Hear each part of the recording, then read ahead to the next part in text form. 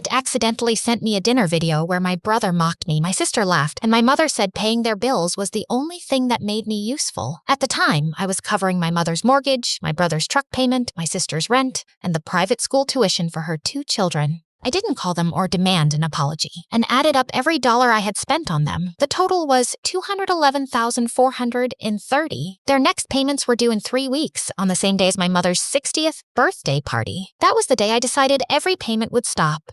My name is Audrey. I was 34 when my aunt sent me the video. There was no explanation attached. No message telling me what I was about to see.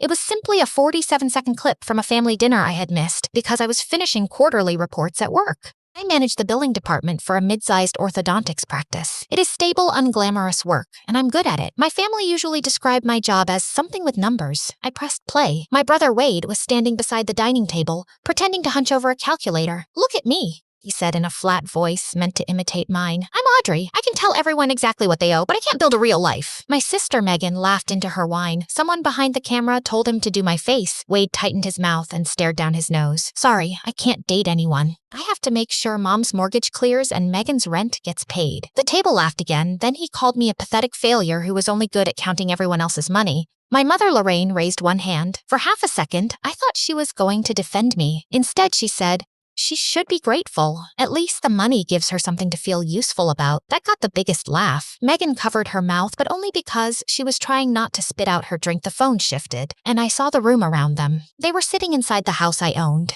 The oak cabinet against the wall had belonged to my father. His framed photograph was still hanging near the doorway. The dining room light reflected off the table I had paid to repair after a pipe burst 2 winters earlier. Then the video ended. I played it again, not because I had missed anything. I needed to make sure I had heard them correctly. My Aunt Carol had apparently meant to send the video to someone else. I could tell from the angle that she had been recording. She had captured every insult clearly. When I checked the message information, I saw that she had sent it 12 minutes earlier. She could have deleted it for everyone. She hadn't. I placed my phone on the kitchen counter and opened my banking app. For 6 years, I had treated each family payment as a separate emergency. My father died suddenly when I was 28. He left a small life insurance policy, but not enough to buy my mother a home outright. Her credit had never recovered from a bankruptcy in her 30s, and neither Wade nor Megan could qualify for a mortgage. I used the insurance money for the down payment. My income and credit secured the loan. My name went on the mortgage and the deed. Mom called it her house because she lived there. Everyone else followed her lead. I never corrected them. The original plan was for Mom to rebuild her credit, take over the mortgage within 2 years, and pay the monthly expenses herself. 2 years became 3, then 4. By the 6th year, I was still paying the mortgage, property taxes, homeowner's insurance, and every major repair. Mom covered groceries and some utilities with the money she earned at a fabric store. She acted as if that made the arrangement equal. The other payments had started one at a time.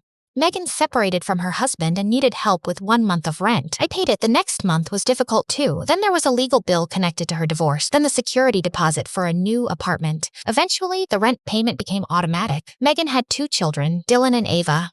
She said the public school near her apartment was unsafe, so she enrolled them in a small private school. I loved those kids. When she said she couldn't afford the tuition, I covered it. There were activity fees, uniforms, school trips, dance costumes, and photographs. Each expense sounded small compared with the possibility after their parents separated. Then Wade wrecked his truck. The damage wasn't serious, but the vehicle was old and not worth repairing. Mom called me instead of Wade. "Your brother's in a bind," she said. "He'll lose his warehouse job if he can't get there." "Has he called his insurance company? He's stressed. You know how he gets?" That was how every request reached me sideways. No one looked me directly in the eye and asked for money. Mom explained the emergency. I solved it. The person benefiting from the payment never had to feel the embarrassment of making the request. I paid the down payment on Wade's replacement truck and began covering most of the monthly note. He promised Mom he would take over once he got back on his feet. He never discussed the promise with me. At first, everyone thanked me. Megan sent messages after the rent cleared. Wade occasionally called and said he appreciated the help. Mom told relatives that she didn't know what the family would do without me. Then the gratitude became shorter. After that, it disappeared. The mortgage posted each month. The truck remained in Wade's driveway. Megan's landlord received the rent. The school received its tuition. No one had to think about the person behind any of it. I had never added up the total. That night, I did. I downloaded 72 months of statements. I highlighted every family payment, mortgage, taxes, insurance, repairs, deposits, school fees, emergency expense groceries. I worked until after 2 in the morning. The first rough total was over $200,000. I checked it again because I assumed I had counted something twice. I hadn't. The amount was large enough to buy Mom's house nearly twice over. It was more than I had saved for my own retirement. But the money was not what made me cry. I cried over the time. I thought about weekends I had declined because someone needed help.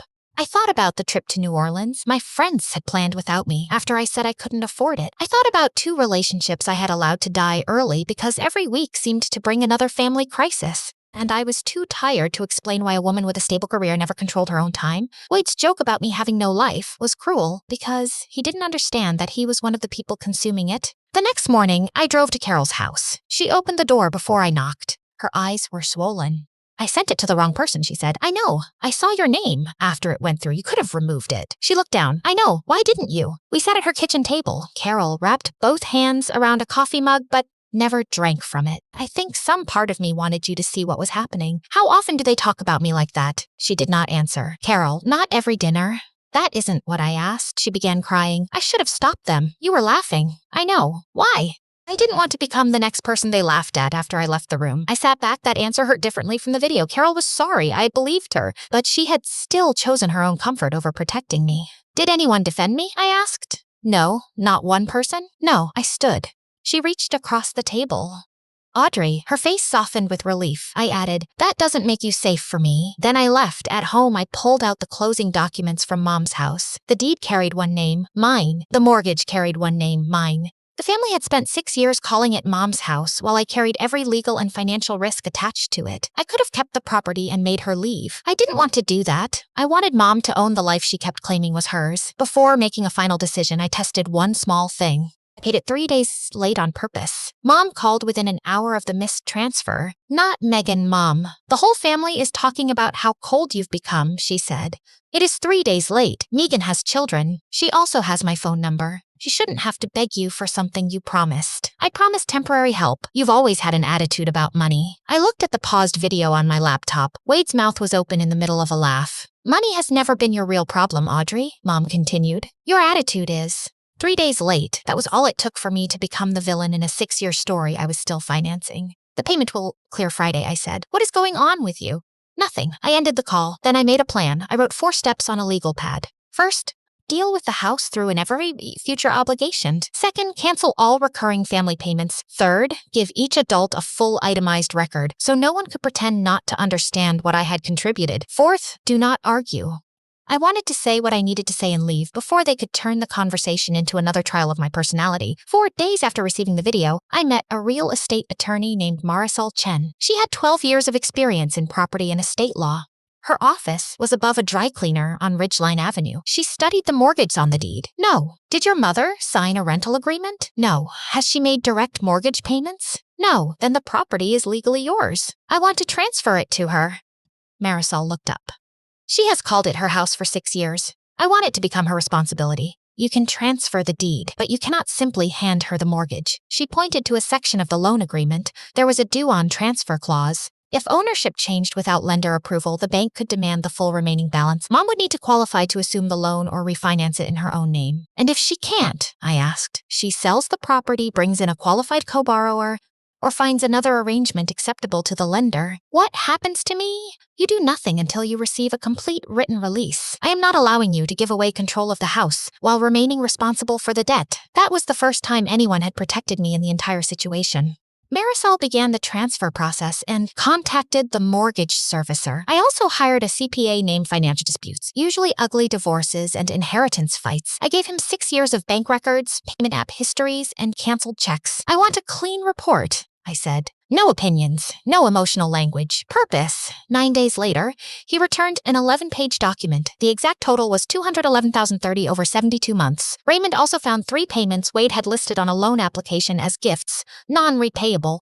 That is accurate, I said. I never expected repayment. I understand. Then why did you flag it? Because your brother knew how to describe the money correctly when a bank required him to. He understood that you were giving him something he did not have to return. I looked at Wade's signature beneath the declaration. No one in my family had ever formally acknowledged what I was doing for them, yet Wade had certified it in writing when his own financing depended on it. I asked Raymond to print 4 copies. The first day of the next month fell on Mom's 60th birthday. The timing was not something I arranged. The party was being held in a church hall. Mom had invited relatives, neighbors, coworkers, and women from her book club. The night before, I sat at my kitchen table and sealed 4 manila envelopes, one for Mom, one for Wade, one for Megan, one for Carol. Carol had asked me not to hand hers to her publicly, so I planned to leave it on the gift steady. The next evening, the hall was packed. A banner behind Mom said 60 and fabulous. There was sheet cake, catered pasta, balloons, and several bottles of wine.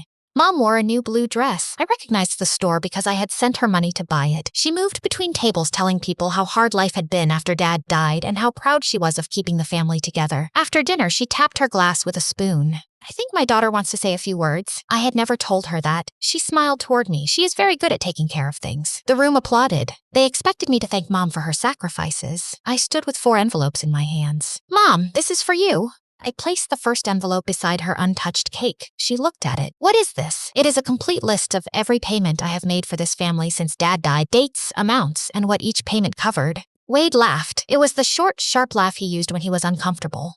Real classy, Audrey. At her birthday, yes. Mom's eyes narrowed. You're embarrassing yourself. I've had 3 weeks to think about how this looks. I decided I don't care. I handed Wade his envelope. He accepted it as if it were hot. Megan went pale before I reached her. I placed her copy in front of her. Then I carried Carol's envelope to the gift table. When I returned, Mom still had not opened across it, as if refusing to look inside could prevent the numbers from being real. The house transfer process has started, I said.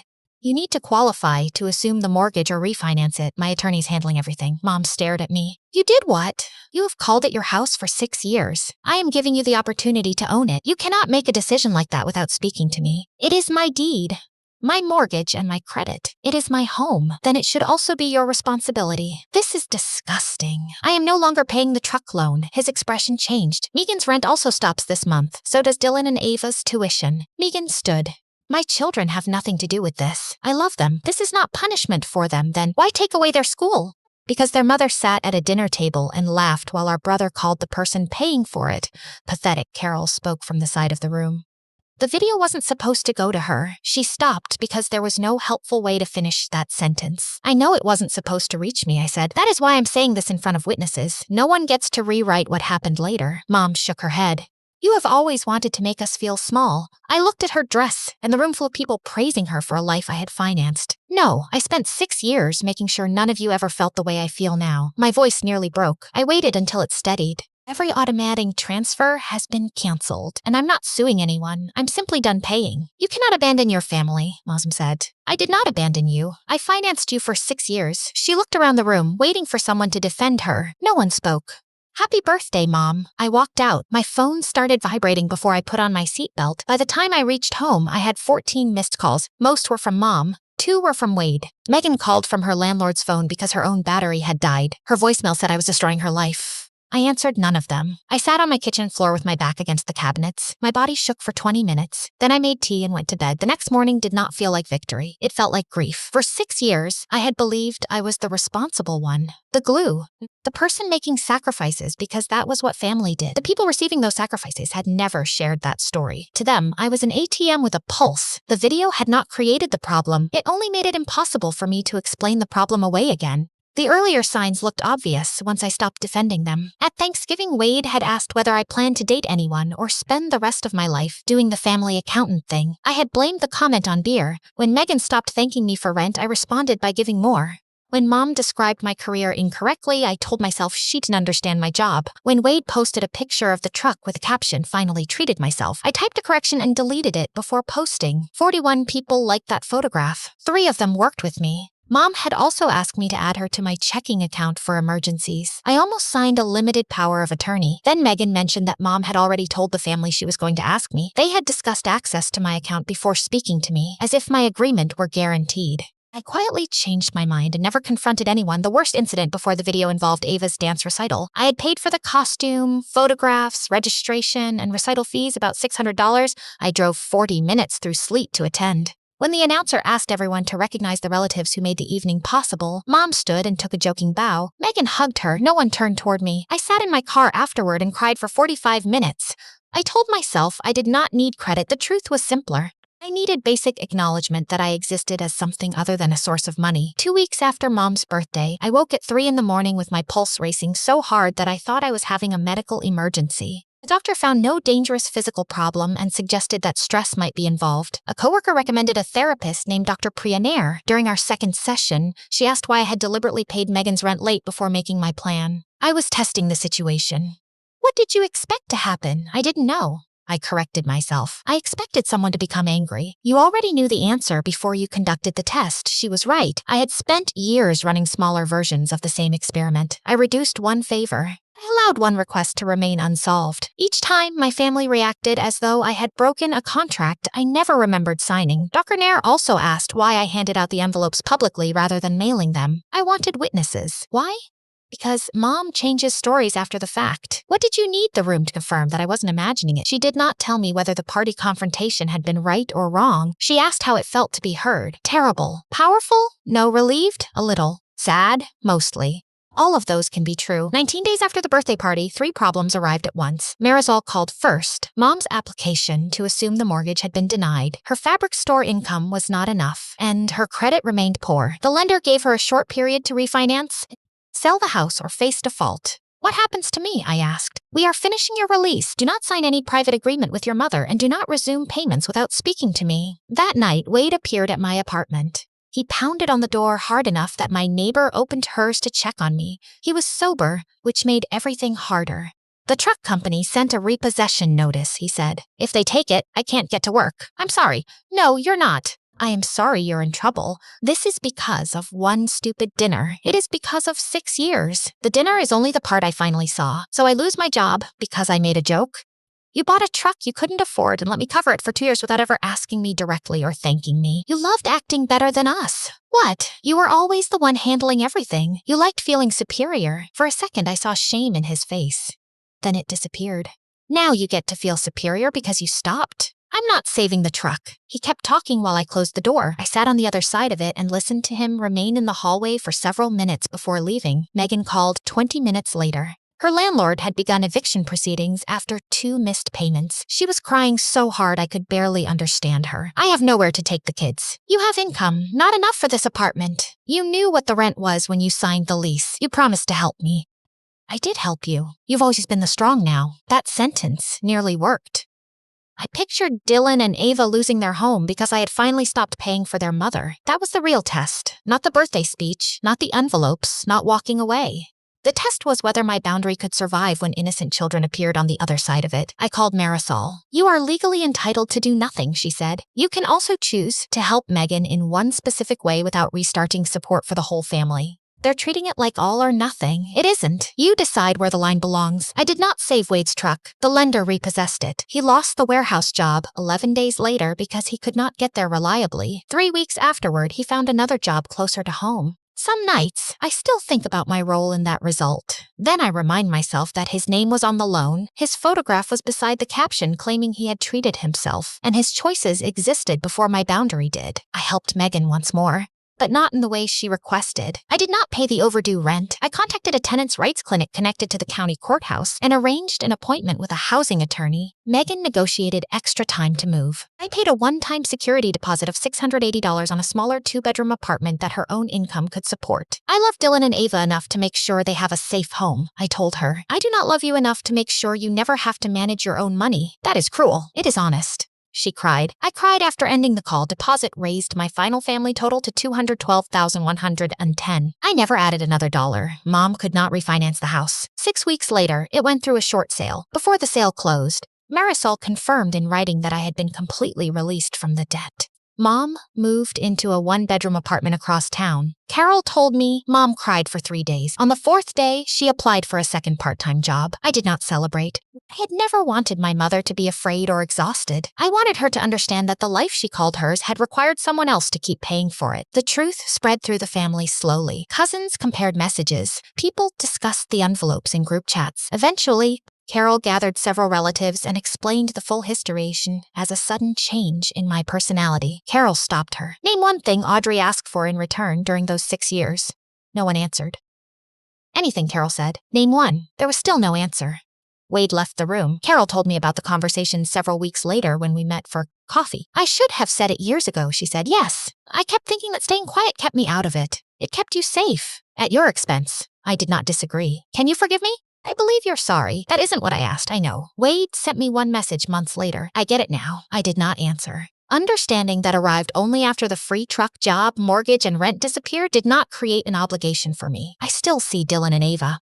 They attend the local public school now. Dylan loves science. Ava still dances. I buy birthday gifts, not tuition. I take them to lunch, not rent payments. Mostly about the children, there is distance between us. I prefer honest distance to affectionate dependence. I have watched her stop family conversations when someone begins turning an absent relative into a joke. We are not doing this, she says. It does not erase the night, she laughed. It shows that she finally understood what her silence had helped create. My mother and I have not spoken since her birthday. Some nights, that fact still hurts so sharply that I have to sit down. Other nights, I sleep until my alarm without waking to calculate someone else's payment date. My savings account is growing. I occasionally take Fridays off. I traveled with 2 friends and spent an entire weekend without checking whether a family transfer had cleared. I still manage the billing department. I still color code spreadsheets. I still check restaurant bills before leaving a tip. The difference belongs to everyone who shares my last name. During one of our final therapy sessions, Dr. Nair asked what I would tell the woman who first opened that accidental video. I would tell her to watch it once, I said. Why only once? Because she heard them clearly the first time. What else? I would tell her that what comes next won't feel like winning. What will it feel like? Grief first, then fear, then guilt. And after that? Space. The video did not give me revenge. It gave me proof that I had spent 6 years trying to buy a place in a family that already expected my money, but did not respect the person earning it. I had paid every bill placed in front of me. For once, I handed the check back.